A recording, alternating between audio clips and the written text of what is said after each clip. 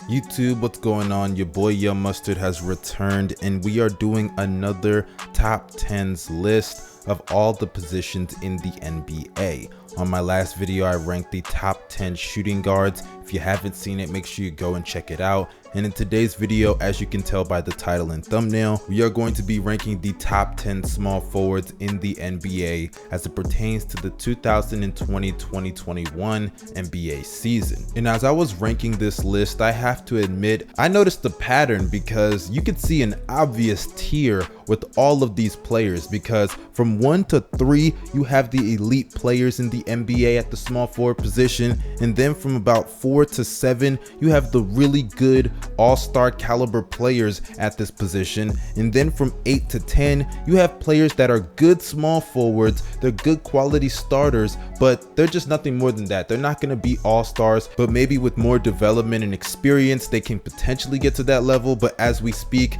they're just good quality starters in the NBA. But hey, before we go any further with this video and I get into my top 10, make sure you drop a like if you enjoyed this content, subscribe to the channel, push the bell for post notifications, and follow me on social media. The links are down below in the description box, as well as the @names on the screen right about now. But without further ado, let's start off with the player at the 10th position, and that is OG Anunoby. OG Anunoby this year, it may be a shocker to see him on a top 10 anything, but he's had a really solid season before he got hurt, as he's averaging 15 points along with 6 rebounds and 2 assists, as well as 2 steals, shooting 48 to 49% from the field, 43% from 3 on nearly 6 attempts a game, and 75% at the free throw line. He's also one of the better defenders on this list, as he provides impact on both sides of the ball, and he's shooting the ball better than he's ever shot throughout his entire career, which has officially made him a 3-and-D player in the Toronto Raptors starting lineup.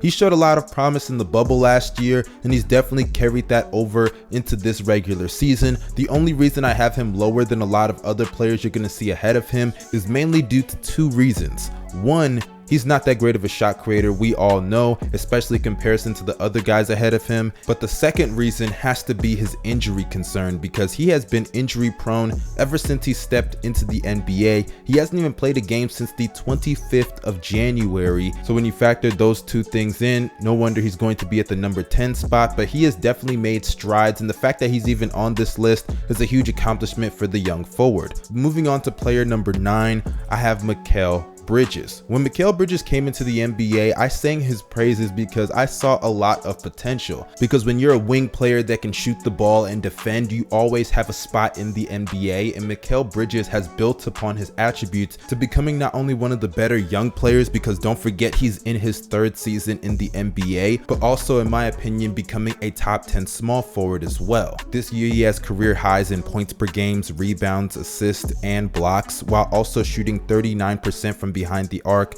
on 5 attempts per game. Meanwhile, he's also great on the defensive end, as he's helped the Phoenix Suns become one of the better defensive teams in all of basketball. So shout out to Mikal. He's definitely had a somewhat of a breakout year, and I expect even greater things to come in his future. But moving on to player number 9, I have DeAndre Hunter of the Atlanta Hawks. DeAndre Hunter had a really solid rookie year that went under the radar. I think a lot of the reasons why it went under the radar was because the fact that the Hawks were so bad, and you could see that Trae Young was giving him a lot of his points, but there was still some potential on some plays that he showed with some shot creation. This year, along with his great efforts on the defensive end that he was even drafted into the NBA for, he's averaged 17 points along with 5 rebounds and 2 assists, while shooting 51% from the field, nearly 37% from 3 on nearly 5 attempts a game, while also shooting 88% at the free throw line. But other than the numbers, the reason I have him over Anunoby and Mikal Bridges is simply due to the fact that he has a huge impact on the Atlanta Hawks team on the offensive and defensive side of the ball, and that's represented in their win and loss column since his departure due to injury, as they're 1-6 during that time span.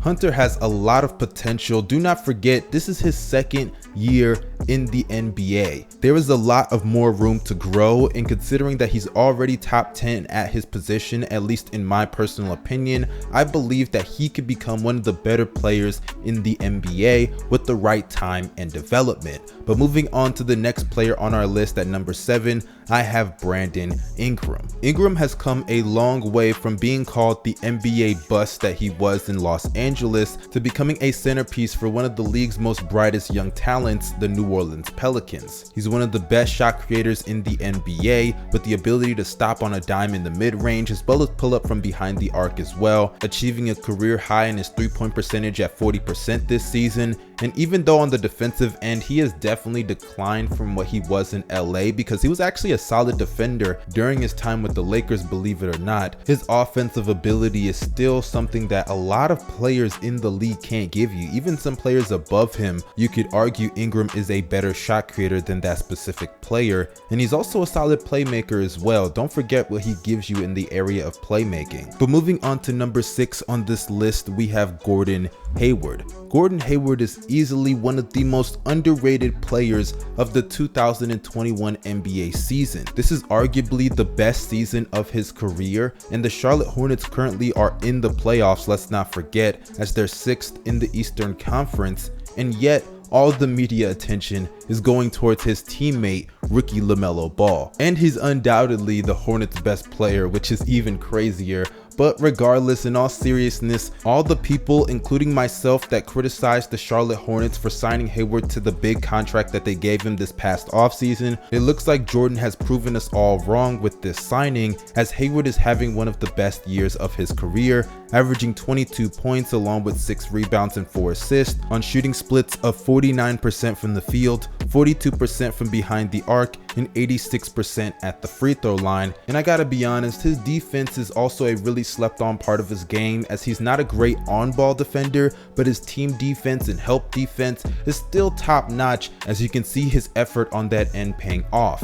I'm really happy to see Gordon Hayward balling, because this is a guy that has gone through a lot over the last couple of seasons, and we all know where it started with that injury in Boston, the first game as a Celtic I might add, and now he's worked his way up to potentially making the All-Star game this season. But moving on to the top 5, we have Chris Middleton coming in at number 5. Middleton was a really hard player to rank, because an argument could be made that if he wasn't on the Milwaukee Bucks and didn't have Giannis as a teammate, he wouldn't be as high as he is on this list. But nonetheless, you have to give him credit for what he's currently doing and not for what you think he can't do. And this year he is currently having a really solid season, continuing to be a 20-point per game scorer, giving you effort on both ends of the court, as he's one of the league's best two-way players. But he has a career high this year in his assists, averaging 6 a game. And when it comes to the area of efficiency, Middleton has been one of the league's most efficient scorers over the last couple of seasons, and this year has been the exact same story, with career highs from the field as well as from behind the arc.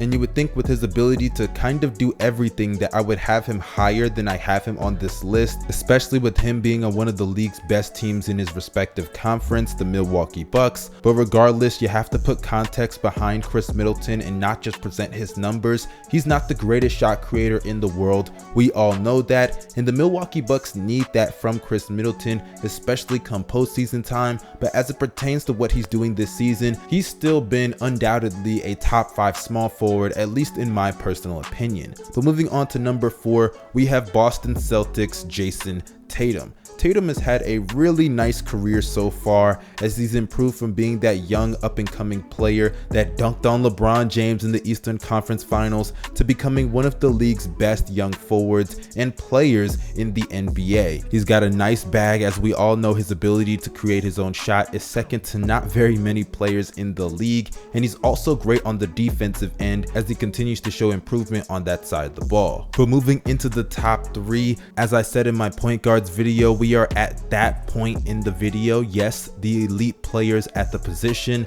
Kawhi Leonard is going to start us off at number 3. Kawhi this year has had another elite season, as shockingly he's actually playing games and not doing the whole load management stuff, and in the process of that he's having one of the best seasons of his entire career, with career highs in points per game averaging 26, as well as assists with 5 a game, as well as field goal percentage shooting 51%. The Clippers look very deadly right now. Kawhi Leonard as a playmaker continues to make strides, and with the addition of Paul George helping him in that category as well, the Clippers are playing their best basketball to date, and that is shown as they are a top 5 offense. But as it pertains to Kawhi Leonard, we all know what he's going to give you on the defensive end. It may not be what it was in San Antonio, but it's still elite and one of the better perimeter defenders in the league today. And offensively, he's continued his production of producing at an elite level, so it's no wonder and no shock why he's number 3 on this list. But moving closer to the end of the list, at number 2 we have Kevin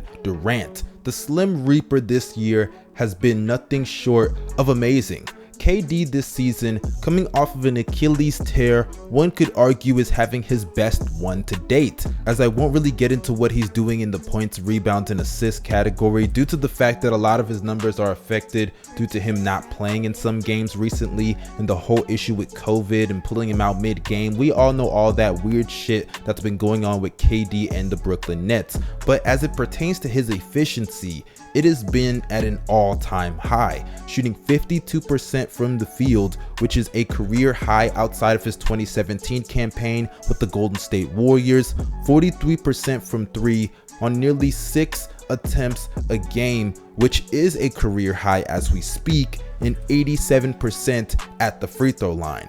KD this year has been scoring at the level that we all know he's capable of on a year-to-year basis, and he's coming off of an Achilles injury. This is easily one of the best comeback stories, not just in basketball history, but in the history of sports. And sure, defensively, I will admit he has fallen off just a little bit, and he doesn't have Draymond's help, Clay's help, and Steph's help to help out with team defense, but nonetheless, his offensive capabilities this year have been at an all-time high, and he's 7 feet tall. You can't teach height. I always say that. He is a one of a kind, and I'm just happy to see him back on the basketball court, dominating like he usually does. But moving on to the final player on this list, is there any question?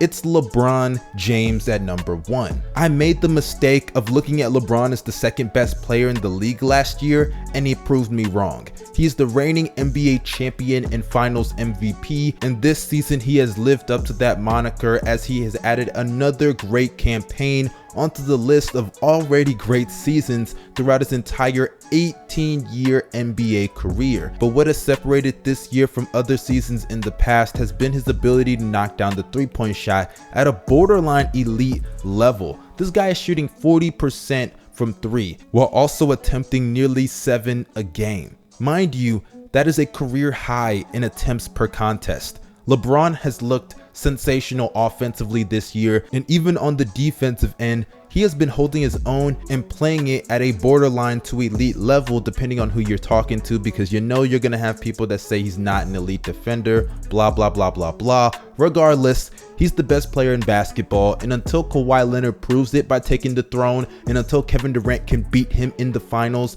I don't see anybody taking that title away from him anytime soon. But regardless, that concludes this video. If you enjoyed it, make sure you drop a like down below and comment your opinions. If you think I had the rankings wrong, let me know down below, or if you think I left somebody off the list, let me know that as well. I will respond to as many people as possible. Follow me on Twitter and Instagram. The links are down below in the description box. This is your boy Young Mustard signing out. Peace.